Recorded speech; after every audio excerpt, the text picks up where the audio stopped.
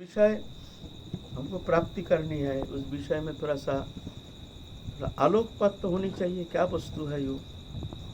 क्या हम लोग साधारणतः थोड़ा सा भजन करते हैं, थोड़ा सा अश्रुपात होता है, थोड़ा सा सात्विक भाव होता है, तो हम इसी को कह देते हैं बहुत प्रेमी है, बहुत प्रेमी है, प्रेम है। ठीक है, अच्छा है, ऐसा नहीं है जो ये कोई अच्छा नहीं है, ऐसे नहीं है, अच्छा लक्षण है। एक सात्विक भाव है, सात्विक राजसिक तामसिक भाव, तो एक प्राकृतिक जो भाव है, एक तामसिक भाव, एक राजसिक भाव, एक सात्विक भाव। लेकिन वो जो भक्ति है वो निर्गुण, त्रिगुणातीत, इंद्रियातीत, अनुभव वेद्य, कृपा साध्य, अनुभव से ही एकमात्र वो किंचित मात्र आस्वादन किया जा सकता है। और कृपा साध्य, वो भक्ति, वो प्रेम कृपा से प्राप्ति होती है। साधन के द्वारा वहाँ पहुँचना कदापि संभव नहीं है। साधन के द्वारा ब्रह्म ज्ञान हो सकता है, संसार चक्र से मुक्त हो सकता है, लेकिन जिस प्रेम प्राप्ति से भगवान वशीभूत हो जाते हैं, भगवान वश में हो जाते हैं। अहं भक्त पराधीन अस्वतंत्र बुद्धि, मैं भक्त का अधीन हूँ, मेरा कोई स्वतंत्रता है नहीं। कौन सा भक्ति, कौन सा वस्तु जो भगवान को वशीभूत कर देते हैं? अनंत कोटि ब्रह्मांड नायक, अनादिरादि गोविंद सर्व कारण कारणम, वो भगवान को भी वशीभूत करने में समर्थ है। ऐसे प्रेम क्या वस्तु है वो? उस विषय में थोड़ा सा दिग्दर्शन के बहुत जरूरी है, थोड़ा सा जानना जरूरी है। ज़्यादातर हम लोग उपासना करते हैं, लेकिन उस विषय में थोड़ा सा जानकारी होना। आप लोग शायद जानते होंगे, ऐसे नहीं ब्रज में आए हैं जानते नहीं है, ऐसे बात नहीं है। लेकिन फिर भी थोड़ा सा अपने वाणी को पवित्र करने के लिए, थोड़ा सा अपने भी अंतःकरण को शुद्ध करने के लिए थोड़ा प्रयास करते हैं। जैसे हमारे आचार्यों ने जिस तरह से आस्वादन करके हमारे लिए जो रख के गए हैं, थोड़ा सा उनकी अधर सुधा अमृत, कथा अमृत आदि, वो कथा अमृत आदि हमारे लिए रख के गए, उस विषय में हम लोग उनके श्रीमुख से श्रवण करके उनके आधार पर हम आस्वादन करेंगे, अपने विचार बुद्धि से नहीं, क्योंकि विचार बुद्धि का वहाँ प्रवेश नहीं है।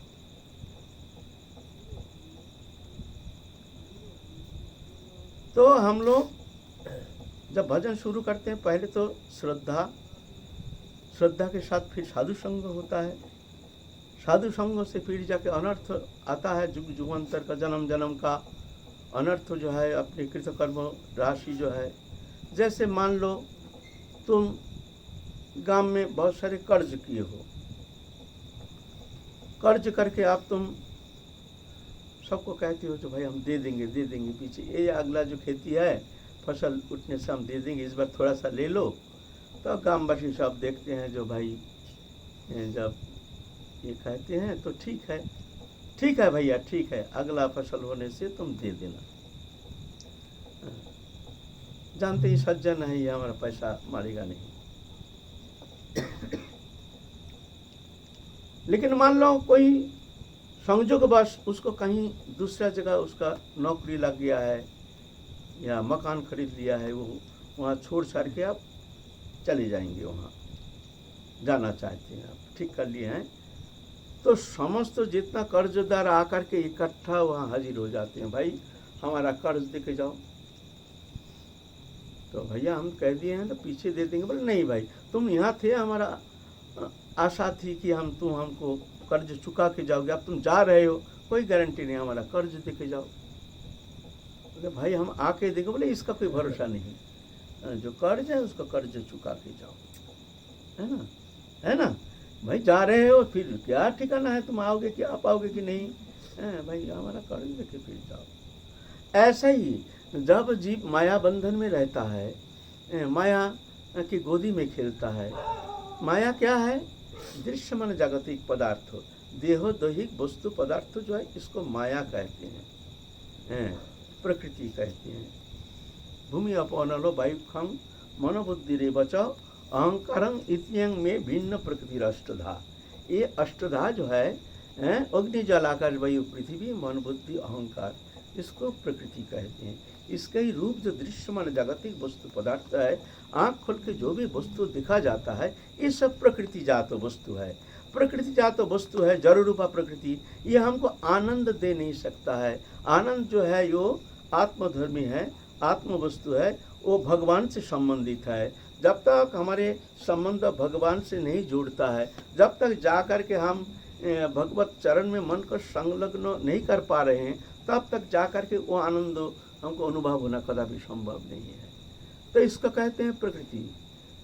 जब तक प्रकृति में है तब तक जा कर के वो आस्वादन करना संभव नहीं है। तो हम लोग प्रकृति में लिप्त हैं, तो माया कहते हैं हमारे गोदी में खेल रहा है, कर्म चक्र में घूम रहा है, जन्म जन्म फिर कभी सुख कभी दुख कभी पाप कभी पुण्य ये सब भोग रहे हैं। बढ़िया है भाई, ये तो है, ठीक है, रहने दो।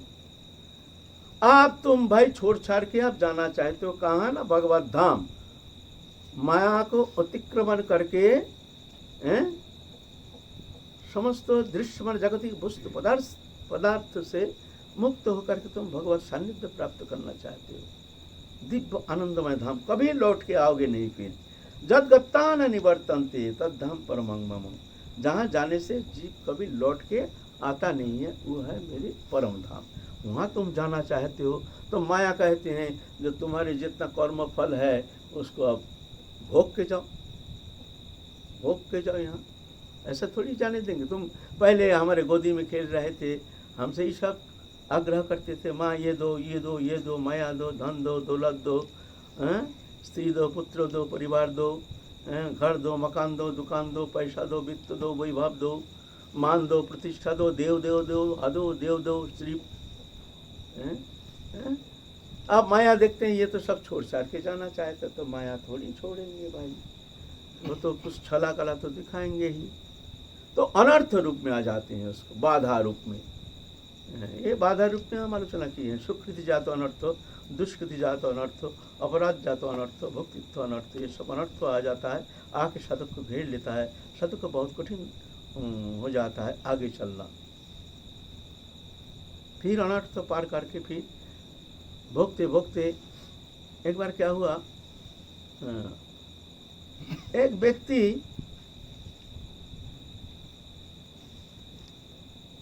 कहीं दूर बाजार में दुकान है, जंगल पार करके उसको जाना पड़ता था। जंगल के अंदर से रास्ता, लंबा जंगल है, जंगल के अंदर से वो जाना पड़ता है।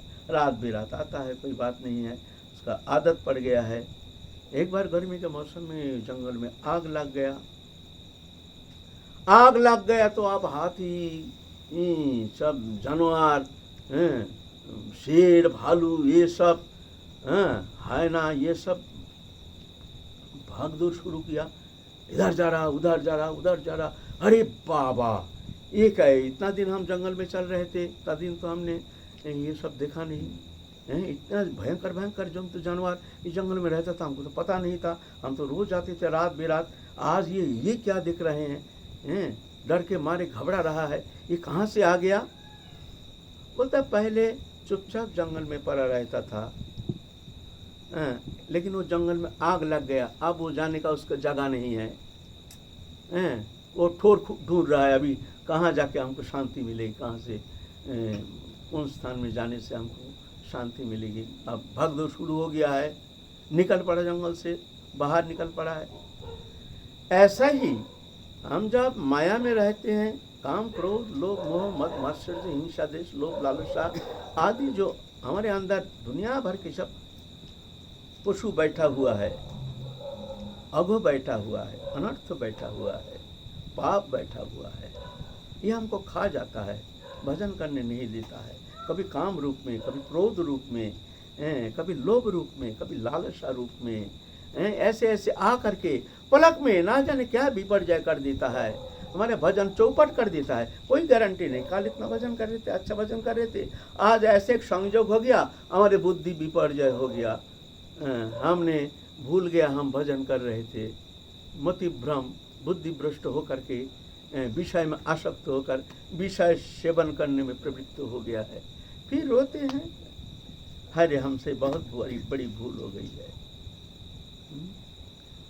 तो होता है, यह है हमारे भीतर बैठा हुआ है। ये आप तुमने वो घर में आग लगा दिया, भगवान के पास जाना चाहते हो, आप तुम्हारे अंदर काम क्रोध लोभ जो था वो अनर्थ रूप में आप निकल पड़ा है। अरे हमने तो देखा नहीं, ये सब हमारे भीतर ऐसे ऐसे प्रवृत्तियाँ, जब भजन नहीं करते थे तब तो ऐसे प्रवृत्तियाँ देखने में आता नहीं था। अब ये हमारे अंदर ये वृत्तियाँ कहाँ से आ गई है, भयानक भयानक वृत्ति। तुम घर में आग लगा दिया, अब जाना है भगवत धाम, ऐसे थोड़ी छोड़ेंगे। होता है।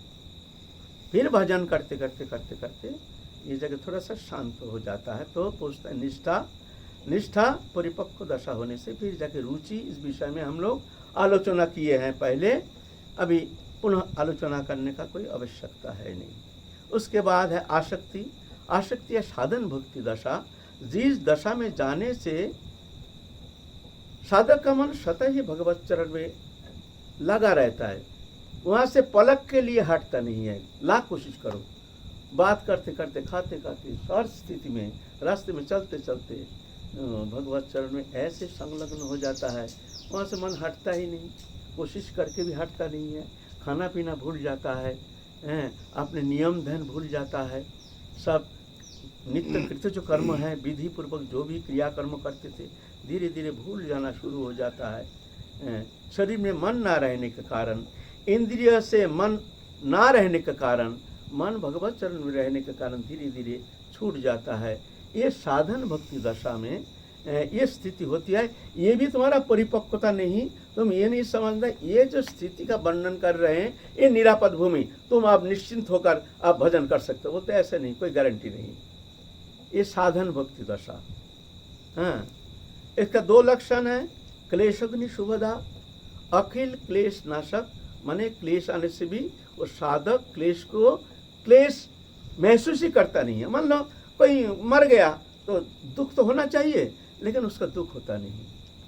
कोई वस्तु नष्ट हो गया, घर में आग लग गया तो कष्ट तो होना चाहिए, तो उसको होता नहीं। क्यों? ये सब माइक वस्तु है, इससे हमारा कोई लेना ना देना, मगन रहना। ये स्थिति होने का कारण अखिल क्लेश नाशक, ऑटोमेटिक, ऐसा नहीं क्लेश आएगा नहीं, ये बात नहीं है। जो साधन करने से बाधा विपत्ति आदि व्याधि उपाधि ये सब आएगी नहीं, ये मत समझना।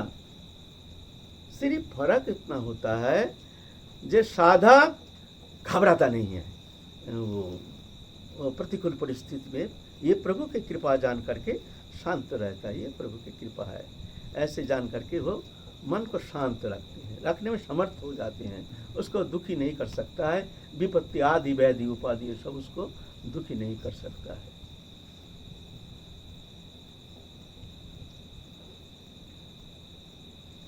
फिर आता है आप जो भाव भक्ति दशा की बात कर रहे हैं, ये भाव भक्ति दशा है, माने शुद्धा भक्ति, वो प्रेम की पहले छटा, माने उसका किंचित मात्र प्रकाश, रति स्तर कहते हैं इसमें, रति की किंचित अनुप्रवेश होता है। ये भी निरापद भूमि नहीं, ये भी नहीं मत समझना कि यहाँ पहुँचने से जा करके कोई बात नहीं है, हम तो पहुँच जाएंगे, ये आशा नहीं करना। भाव भक्ति दशा, भाव भक्ति दशा का दो लक्षण है, मोक्ष लघुताकृत सुदुर्लभा, माने ब्रह्मानंद को भी फीका कर देता है। मोक्ष लघुताकृत और सुदुर्लभा, ये भी मिलता नहीं है। इस स्थिति में थोड़ा सा क्या होता है, कैसे, मान लो तुम रात में बैठे हो, तुम्हारे पास घड़ी नहीं है, कोई मोबाइल फोबाइल कुछ है नहीं, आप प्रभात हो रहा कि नहीं, कितना समय है, कितना रात है, तुम कैसे जानोगे? ना पूर्व दिशा तरफ तुम देखते रहोगे तो किंचित लाल लाल हो जाता है, लाल आभा, तो हमको ये भरोसा होता है अब बस, अब ज्यादा देरी नहीं, अब तो प्रभात होने वाला है, अंधकार है, कुछ दिख नहीं रहा है, यह है ना भाव भक्ति नहीं, यह आसक्ति दशा, साधन भक्ति का अंतिम दशा।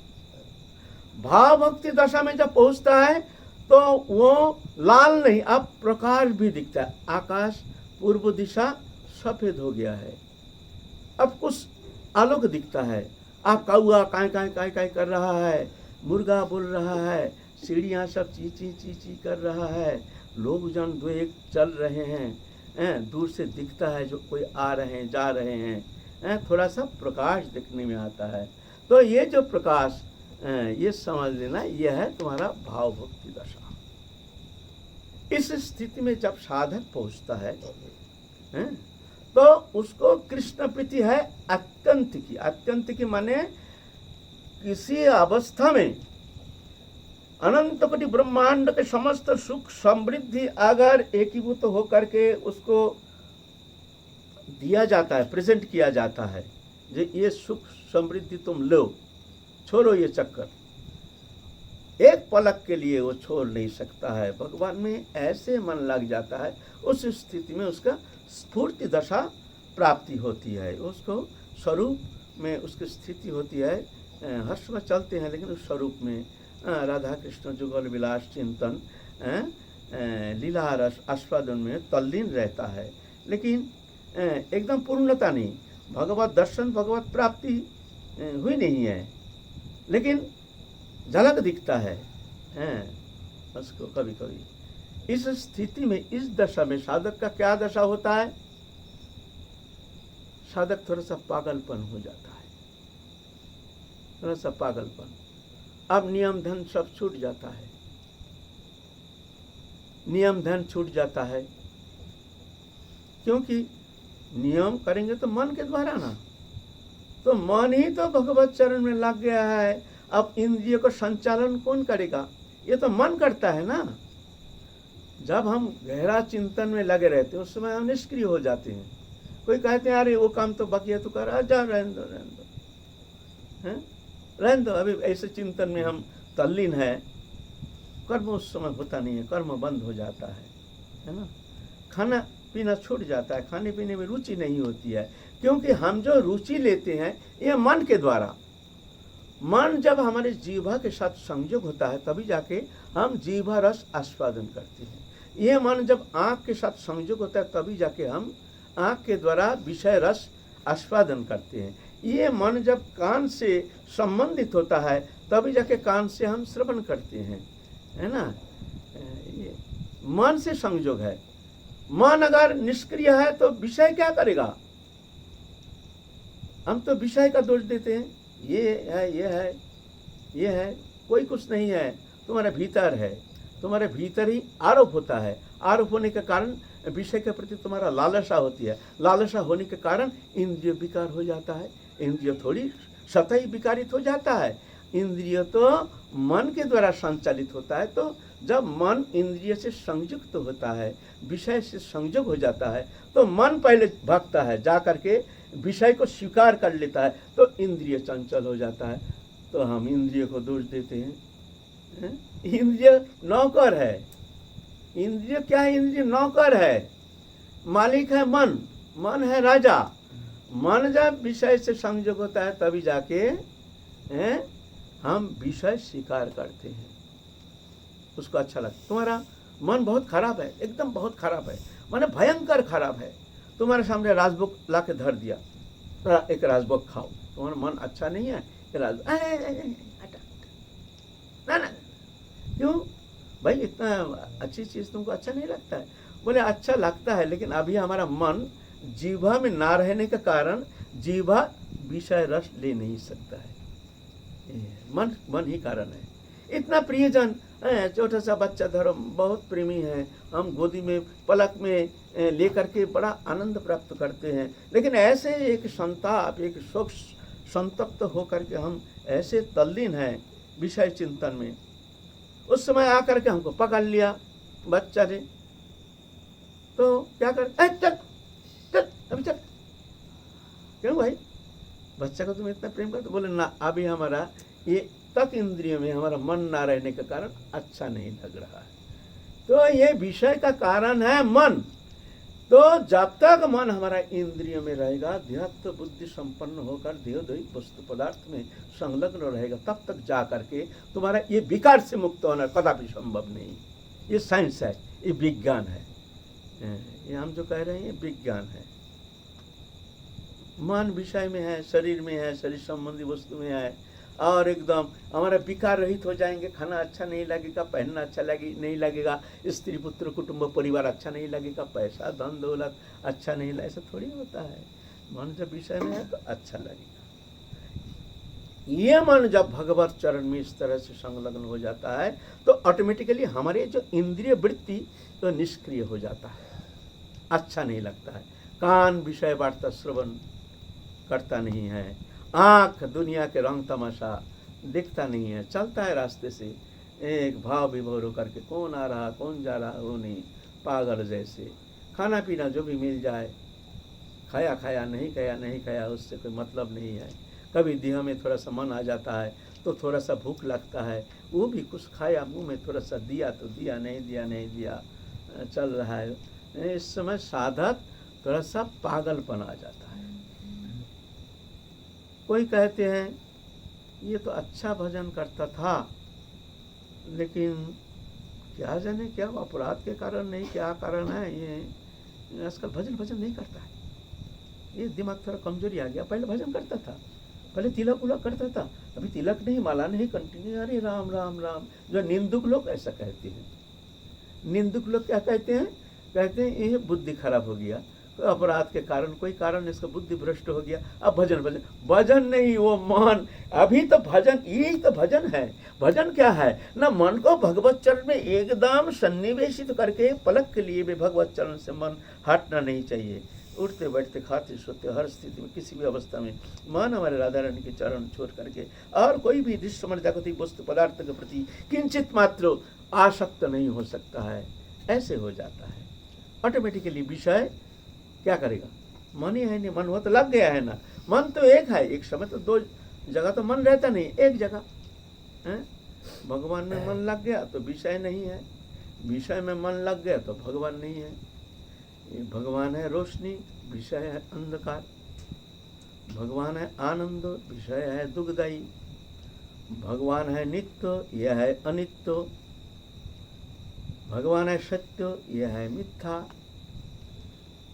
भगवान है नित्य मुक्त, ये नित्य बंधन है ना। संपूर्ण विपरीत। जब उधार इस तरह से मन संलग्न हो जाता है भगवत कृपा से, गुरु कृपा से, संत कृपा से, ऑटोमेटिकली तो विषय से विरक्त होना नहीं पड़ेगा। ऑटोमेटिकली विरक्ति आ जाएगी तो चेष्टा करके भी विषय सानिध्य रह करके विषय सेवन नहीं कर पाओगे। ओ उसमें इससे अतीत हो जाता है। विषय अभिषित चित्तानां कृष्ण भक्ति सुदुर्लभ। जिस मन में विषय के प्रति आसक्ति है, विषय माने, विषय किसको कहते हैं? विष है माने जहर। वो क्या है?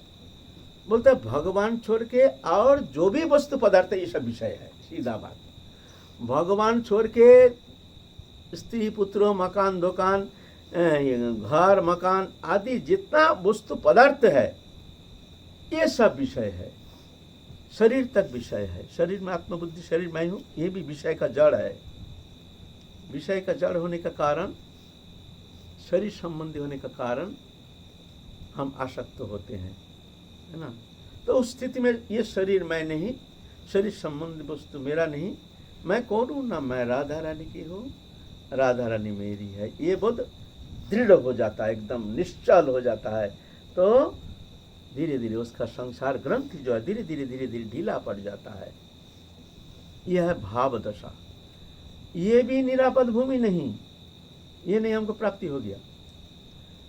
इस दो लक्षण कहते हैं मोक्ष लघुता कृत सुदुर्लभा।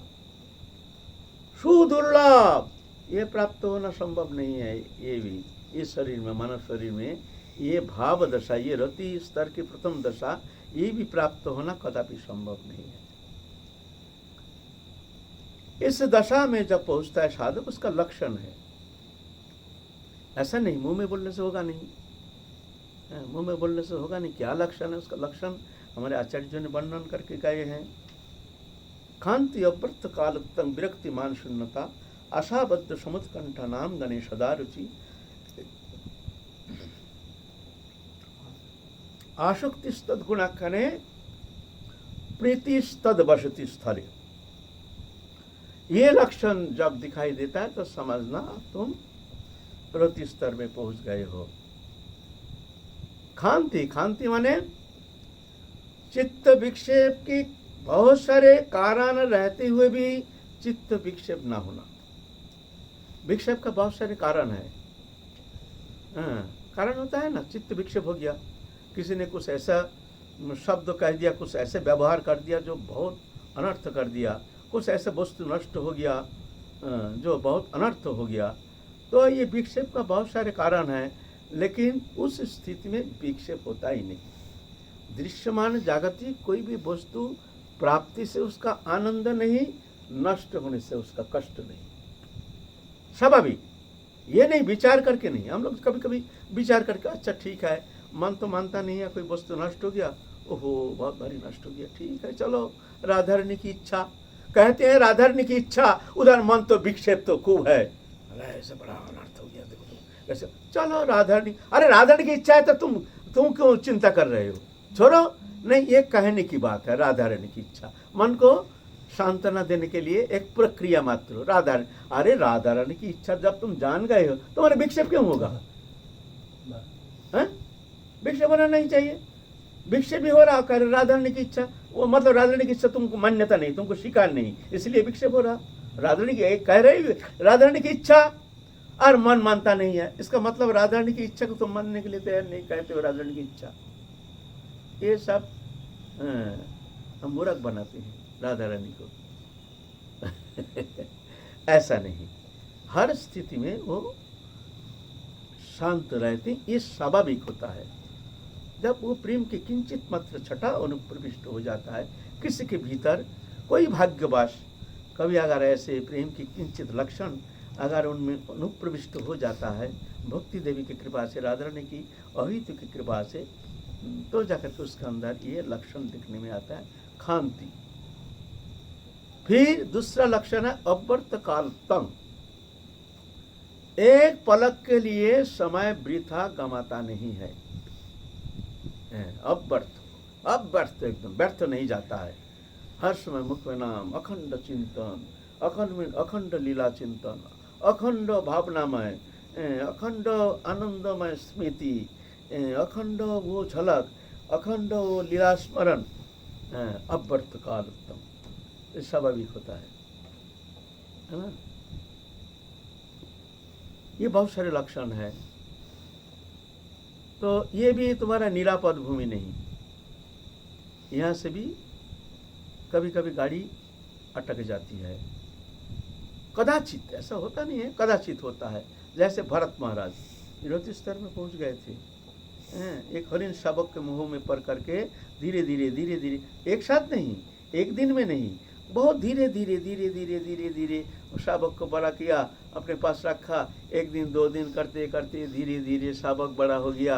अब वो उसके साथ ऐसी मित्रता हो गया, उसके बिना रह नहीं पाता है। भजन करते हैं, ऐसे बैठे हैं, आप करके देखते कहाँ दूर तो नहीं गया, फिर तो ध्यान भी कर रहे हैं, मन है वो हरिण की तरफ, हरिण पीछे से आकर के सिंग से थोड़ा सा पीठ को खुजाड़ देते हैं, बड़ा आनंद लगता है। फिर भागा, बग चल यहाँ बैठ बैठ, हरिण भी ऐसे बढ़ जाता है, बड़ा आनंद लगता है। पिट पिट पिट पिट कर थोड़ा भजन करते, फिर थोड़ा सा देखते हैं उसके तरफ। माया धीरे धीरे धीरे धीरे धीरे धीरे साधक को घेर लेता है। पहले ही सावधान होने से तो साधक बच जाता है। कभी कभी साहस कर जाता है, वो साहस कभी कभी बहुत खतरनाक परिस्थिति में डाल देता है। अगर साधक उस समय उस स्थिति में सत्संग में नहीं रहता है, महत्पुरुष के सानिध्य में नहीं रहता है, तो जाके वो समझने में उसको वो भ्रमित हो जाता है। जा करके देखा जाता है कॉर्ड लाइन मिसगाइड हो जाता है, अलग दूसरा लाइन पकड़ लिया, साधक समझ भी नहीं पाता है। हम मेन लाइन छोड़ के हम कॉर्ड लाइन में चल दिए हैं। जय जय काल चलेंगे, क्योंकि और थोड़ा इस विषय हमको तो आनंद लेना है, थोड़ा आस्वादन करना है, ऐसा नहीं अभी समाप्त करना है ना। बहुत समझने की विषय है साधक के लिए, इसीलिए हम लोग काल फिर इस विषय में आलोचना करें। जय जय। अभी 11